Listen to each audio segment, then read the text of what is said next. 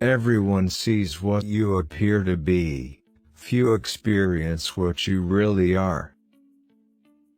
If an injury has to be done to a man, it should be so severe that his vengeance need not be feared. The lion cannot protect himself from traps, and the fox cannot defend himself from wolves. One must therefore be a fox to recognize traps, and a lion to frighten wolves. There is no other way to guard yourself against flattery than by making men understand that telling you the truth will not offend you. The first method for estimating the intelligence of a ruler is to look at the men he has around him. But when you disarm them, you at once offend them by showing that you distrust them, either for cowardice or for want of loyalty, and either of these opinions breeds hatred against you. And yet we cannot define as skillful killing one's fellow citizens, betraying one's friends, and showing no loyalty, mercy, or moral obligation. These means can lead to power, but not glory. Men are so simple of mind, and so much dominated by their immediate needs, that a deceitful man will always find plenty who are ready to be deceived. Occasionally words must serve to veil the facts. But let this happen in such a way that no one become aware of it, or, if it should be noticed, excuses must be at hand to be produced immediately.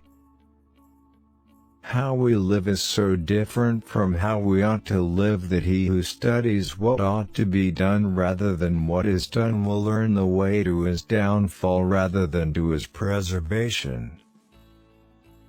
He who causes another to become powerful ruins himself, for he brings such a power into being either by design or by force, and both of these elements are suspects to the one whom he has made powerful. He who seeks to deceive will always find someone who will allow himself to be deceived. Since love and fear can hardly exist together, if we must choose between them, it is far safer to be feared than loved. A man who is used to acting in one way never changes. He must come to ruin when the times, in changing, no longer are in harmony with his ways. Whosoever desires constant success must change his conduct with the times. Hence it comes that all armed prophets have been victorious, and all unarmed prophets have been destroyed. The vulgar crowd always is taken by appearances, and the world consists chiefly of the vulgar. A man who wishes to profess at all times will come to ruin among so many who are not good. A prudent man should always follow in the path trodden by great men and imitate those who are most excellent, so that if he does not attain to their greatness, at any rate he will get some tinge of it. The promise given was a necessity of the past. The word broken is a necessity of the present. Men intrinsically do not trust new things that they have not experienced themselves. Of mankind we may say in general they are fickle, hypocritical, and greedy of gain. It must be considered that there is nothing more difficult to carry out, nor more doubtful of success, nor more dangerous to handle, than to initiate a new order of things. Half of these aren't even Machiavelli. Some are Plato, Thucydides etc., Doesn't anyone check these? There is no avoiding war. It can only be postponed to the advantage of your enemy. Men in general judge more from appearances than from reality. All men have eyes, but few have the gift of penetration. Wisdom consists of knowing how to distinguish the nature of trouble, and in choosing the lesser evil. Therefore, it is necessary to be a fox to discover the snares and a lion to terrify the wolves. He who becomes a prince through the favor of the people should always keep on good terms with them, which it is easy for him to do, since all they ask is not to be oppressed.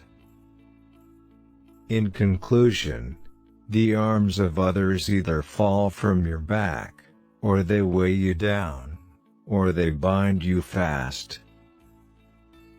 Men judge generally more by the eye than by the hand, for everyone can see and few can feel. Everyone sees what you appear to be, few really know what you are. Men never do good unless necessity drives them to it, but when they are free to choose and can do just as they please, confusion and disorder become rampant. Everyone who wants to know what will happen ought to examine what has happened. Everything in this world and any epoch has their replicas in antiquity. A prince must not have any other object nor any other thought but war, its institutions, and its discipline, because that is the only art befitting one who commands. For whoever believes that great advancement and new benefits make men forget old injuries is mistaken.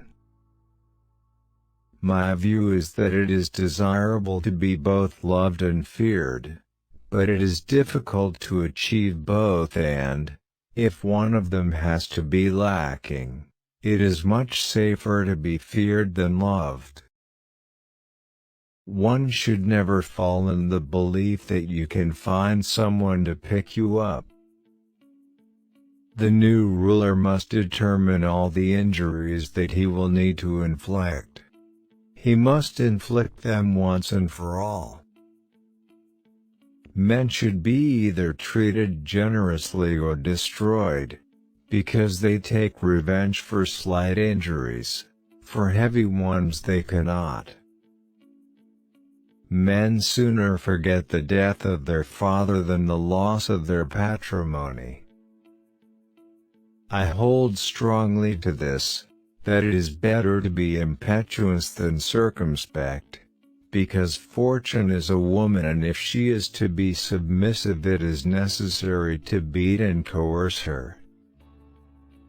The fact is that a man who wants to act virtuous in every way necessarily comes to grief among so many who are not virtuous. Therefore the best fortress is to be found in the love of the people, for although you may have fortresses they will not save you if you are hated by the people. The incredulity of mankind, who do not truly believe in anything new until they have had actual experience of it. The best fortress which a prince can possess is the affection of his people. For, besides what has been said, it should be borne in mind that the temper of the multitude is fickle, and that while it is easy to persuade them of a thing, it is hard to fix them in that persuasion. Men are so simple and so much inclined to obey immediate needs that a deceiver will never lack victims for his deceptions. For he who innovates will have for his enemies all those who are well off under the existing order of things. and only lukewarm supporters in those who might be better off under the new. One who deceives will always find those who allow themselves to be deceived. One must be a fox in order to recognize traps, and a lion to frighten off wolves. Those who simply act like lions are stupid.